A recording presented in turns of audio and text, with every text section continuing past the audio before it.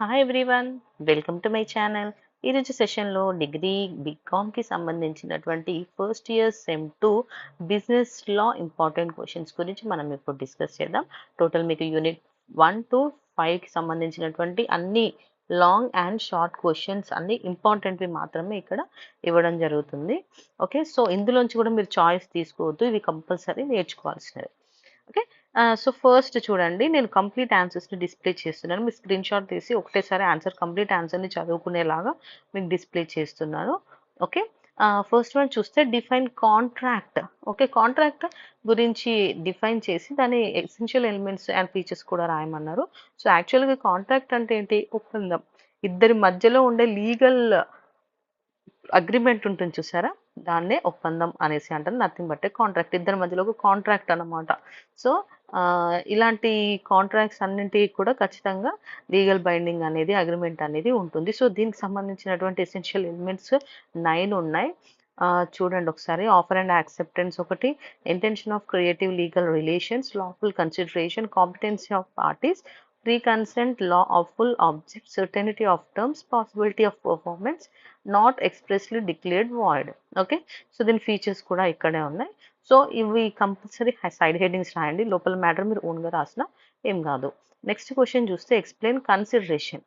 So consideration అంటే ఏంటి? ఇప్పుడు ఇద్దరు ఏ అండ్ బి ఒక అగ్రిమెంట్కి వచ్చారు, ఒక ఒప్పందానికి వచ్చారనుకోండి. ఫర్ ఎగ్జాంపుల్, ఏ వచ్చేసి తన సైకిల్ని బికి 5,000కి అమ్మాలనుకుంది. సో ఏకి వచ్చేసి 5,000 రూపీస్ అనేది కన్సిడరేషన్. ఓకే, అండ్ బికి సైకిల్ అనేది కన్సిడరేషన్. అంటే ఇక్కడ అంటే ఏంటి? Consideration is the price paid for a promise. So మనం చేసుకున్నటువంటి ఒప్పందం ఉంటుంది కదా, మనం ప్రామిస్ చేసుకోండి, నేను నీకు ఇది ఇస్తాను, నువ్వు నాకు ఇంత ఇవ్వు అని ఇద్దరు కలిసి చేసుకున్న ఈ ప్రామిస్ ఉంటుంది చూసారా, దాన్నే కన్సిడరేషన్ అనేసి అంటారు. సో దీనికి సంబంధించినటువంటి ఎసెన్షియల్స్ ఏమేమి ఉన్నాయో అనేవి మనకి ఇక్కడ కనిపిస్తున్నాయి చూడండి.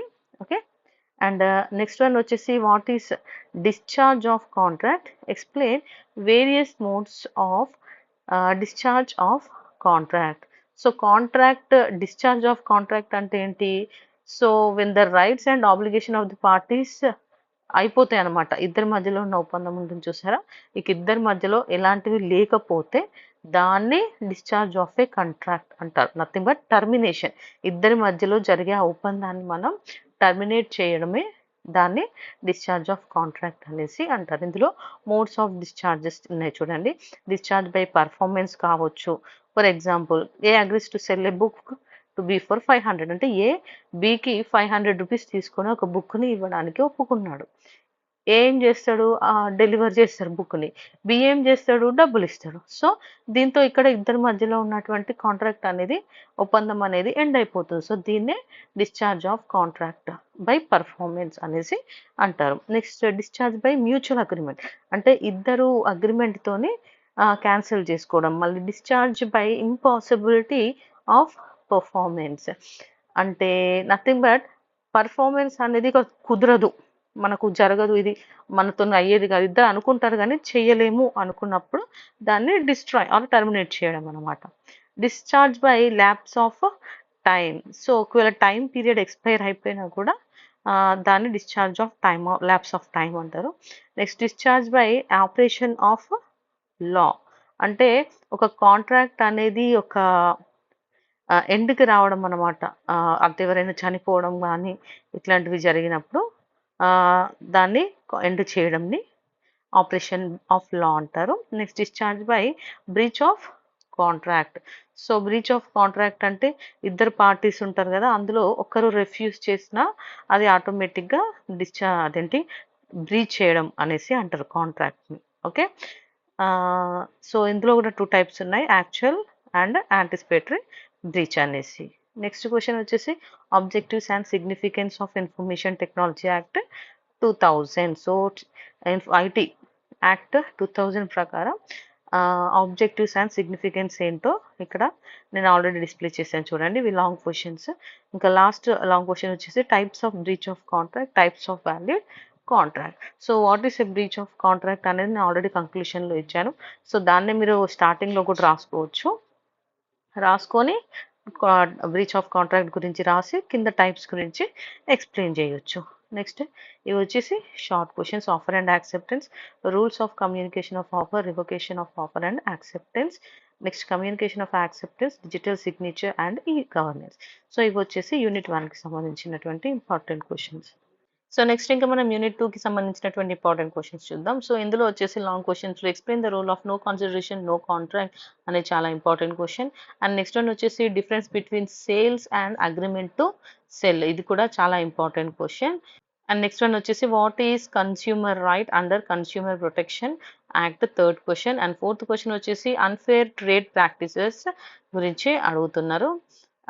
సో నెక్స్ట్ ఫిఫ్త్ వన్ వచ్చేసి who is unpaid seller, explain rights of unpaired seller. Unpaired seller అంటే ఎవరు, అతని యొక్క రైట్స్ ఏంటి. Next who is consumer rights under consumer protection act 1986. ఈ కన్స్యూమర్ అనేది మనకు షార్ట్ క్వశ్చన్లో కూడా అడిగే ఛాన్సెస్ ఉంటాయి. ఓకే, ఈ లాంగ్ క్వశ్చన్స్లో ఉన్న అన్నీ కూడా మళ్ళీ షార్ట్లో అడిగే ఛాన్సెస్ కూడా ఉంటాయి. ఓకే, మీరు ఎలాంటి చాయిస్ తీసుకోకుండా నేను ఇచ్చే ప్రతి క్వశ్చన్ని చదువుకోండి. సో ఇంకా మనం షార్ట్ క్వశ్చన్స్లోకి వెళ్తే types of goods, definition of goods and services, next one వచ్చేసి కన్స్యూమర్ ప్రొటెక్షన్ కౌన్సిల్. ఇది వచ్చేసి మనకు యూనిట్ 2వి. If is unit 3 what is intellectual property right, explain it. And next one వచ్చేసి what is copyright act, explain the rights of copyright owner including rights on infringement. And define trademark and explain its registration process. Types of patents, explain the important changes brought in the trademark law in the post-strip era. So ఇవి వచ్చేసి important long questions. Next short questions చూస్తే trade secrets, geographical indication and copyright act 1957. ఇవి వచ్చేసి short important questions. So ఎలాంటి choice తీసుకోకుండా అన్ని ఖచ్చితంగా చదవండి. నెక్స్ట్ యూనిట్ 4కి సంబంధించి define company director, explain briefly qualification, disqualification, appointment and removal of a director. And next one explain the role and responsibility of board of directors. And next one company resolution types and its essentials. And next fourth one kuda ekkade undi, what is valid meeting, requisites of a valid meeting. Fifth one, what do you mean by meeting and shareholders meeting, what are the kinds of shareholders meeting. Okay, next short questions చూస్తే position of directors of a company, next removal of directors, next managing director, corporate social responsibility of a company, corporate governance. So next one వచ్చేసి unit 5 define winding up of a companies, modes of winding up. Next what are the various consequences of winding up of a company by tribunal. Explain the legal provisions of voluntary winding up of company and insolvency and bankruptcy code 2016. Next short questions లో National Company Law Tribunal, appointment of official liquidator, voidable contracts, suit for quantum merit, and last one వచ్చేసి caveat emptor. So ఇవి వచ్చేసి 5th యూనిట్కి సంబంధించినటువంటి long and short questions. So ఈ total నేను ఇచ్చిన అన్ని క్వశ్చన్స్ని ఖచ్చితంగా చదువుకోండి. ఓకే, సో ప్రతి యూనిట్ నుంచి మీకు ఏమేమి ఇంపార్టెంట్ క్వశ్చన్స్ వస్తాయో నేను చూపించాను కదా. సో ఇది మీ ఫ్రెండ్స్కి కూడా షేర్ చేసి వాళ్ళకు కూడా హెల్ప్ చేయండి. ఇలాంటి మళ్ళీ కొత్త వీడియోస్తో మళ్ళీ కలుద్దాం. అల్టిల్ thank you for watching. Bye by.